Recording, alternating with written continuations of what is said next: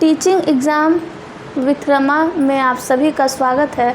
I hope आप सभी को वीडियो पसंद आता होगा। यदि पसंद आए तो चैनल को प्लीज़ सब्सक्राइब करके वीडियो को लाइक करके और शेयर किया करिएगा। कल हम लोग अपने वीडियो में आयोजन, संगठन, नियंत्रण व मूल्यांकन के बारे में डिस्कस किए थे। उसके आगे वाला चैप्टर है डिसीजन मेकिंग। आज हम इस वीडियो में इसी का चर्चा करेंगे। तो यहाँ है सभी संभावित विकल्पों में से हमारे पास विभिन्न विकल्पों का समूह होता है। उन सभी विकल्पों में से सबसे सर्वश्रेष्ठ विकल्प का चयन करना, सर्वश्रेष्ठ का विकल्प का चयन करना। निर्णय लेने का शाब्दिक अर्थ होता है काट देना, काट देने से लगाया गया है। इसके टक्कर में कोई दूसरा विकल्प नहीं हो, इसलिए इसको बोलते हैं काट देना।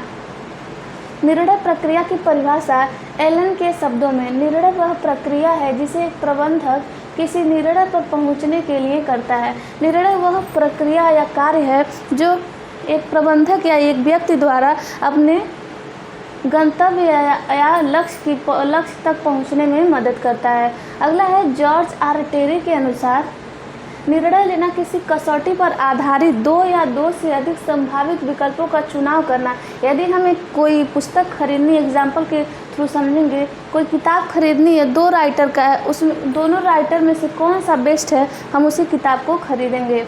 अगला है ग्रासिम क्रैंडल के अनुसार, प्रबंध प्रक्रिया के विभिन्न चरण होते हैं। निर्णय की श्रृंखला मात्र है, विभिन्न निर्णय की श्रृंखला ही निर्णय है, जिसमें प्रत्येक निर्णय अंतिम निर्णय पर आधारित होता है। हमारे पास जो भी निर्णय का समूह होता है उसका एक सर्वश्रेष्ठ निर्णय ही अंतिम निर्णय पर आधारित होता है।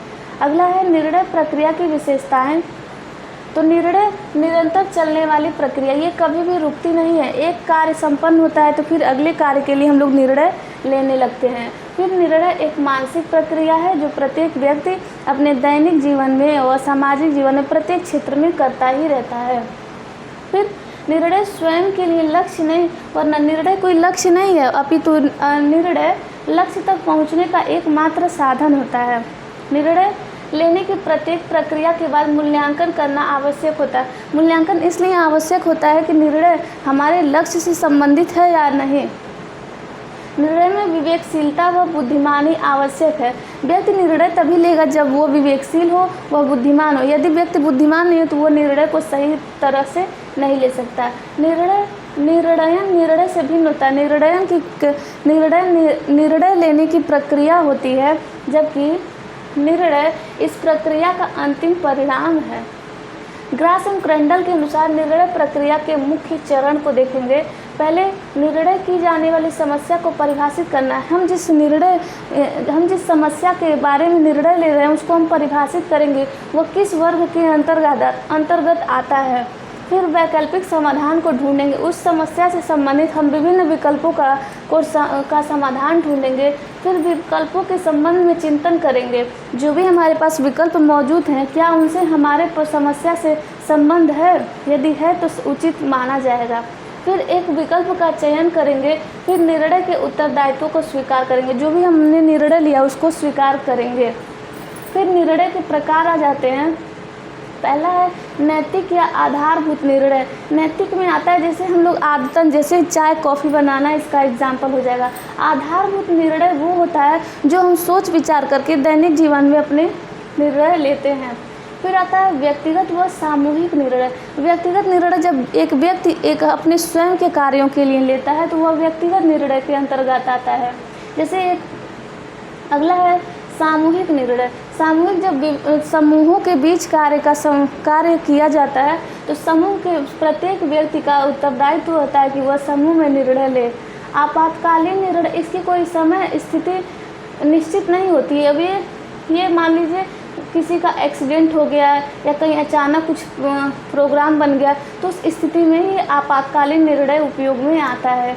फिर कार्यक्रमात्मक निर्णय, ये कार्यक्रमात्मक निर्णय जो होता है एक निश्चित समय, निश्चित प्रोग्राम के तहत होता है। इसका कोई निश्चित समय या निश्चित प्लान नहीं होता, यह स्वतः ही हो जाता है। इसीलिए अकार्यक्रमात्मक निर्णय इसको कहते हैं। बिना कारण ही ये निर्णय लिए जाते हैं। अगला है निर्णय प्रक्रिया को प्रभावित करने वाले कौन कौन से कारक हैं। निर्णयों की निर्णय हमेशा अस्थायी होता है। निर्णय का पारस्परिक संबंध, हमारी समस्याओं से निर्णय का पारस्परिक संबंध होता है। समय का प्रभाव, व्यक्ति यदि समय अधिक देता है तो निर्णय कुशल निर्णय लेता है, और व्यक्ति को यदि निर्णय के बारे में ज्ञान कौशल है तो वो अच्छा निर्णय लेने में सक्षम रहता है। पारिवारिक साधन, हमारे पास जो भी पारिवारिक साधन उपलब्ध होते हैं उन सभी साधनों का उपयोग करके हम निर्णय लेते हैं। फिर पारिवारिक विशेषताएं, प्रत्येक व्यक्ति में कुछ अलग अलग विशेषताएं पाई जाती हैं, उन विशेषताओं के आधार पर भी निर्णय प्रभावित होता है। परिवार की संस्कृति, हम किस संस्कृति से आते हैं, हिंदू मुस्लिम सिख ईसाई, उस संस्कृति का भी प्रभाव हमारे निर्णय पर अवश्य ही पड़ता है। फिर आता है उपलब्ध वस्तुओं की जानकारी, हमारे पास जो भी उपलब्ध संसाधन है यदि हमें उनकी जानकारी है तो हमारा निर्णय प्रक्रिया प्रभावित होगा। फिर आता है व्यक्तिगत मान्यताएं, प्रवृत्तियां, पूर्वाग्रह व मूल्य, व्यक्तिगत रुचियां, प्रत्येक व्यक्ति की अलग अलग रुचि होती है, अलग अलग एटीट्यूड होता है। कोई व्यक्ति पहले से ही सोच रखा होता है, उससे हमारा निर्णय प्रक्रिया प्रभावित होता है। हमारा मूल्य क्या है उससे भी प्रभावित होता है। आखिरी है विरोध अवस्था में फॉलेट की सुझाव, ये बहुत इम्पॉर्टेंट है। ये सीक्वेंस के फॉर्म में क्वेश्चन हमेशा एग्जाम में बनता है। 5 चरण है।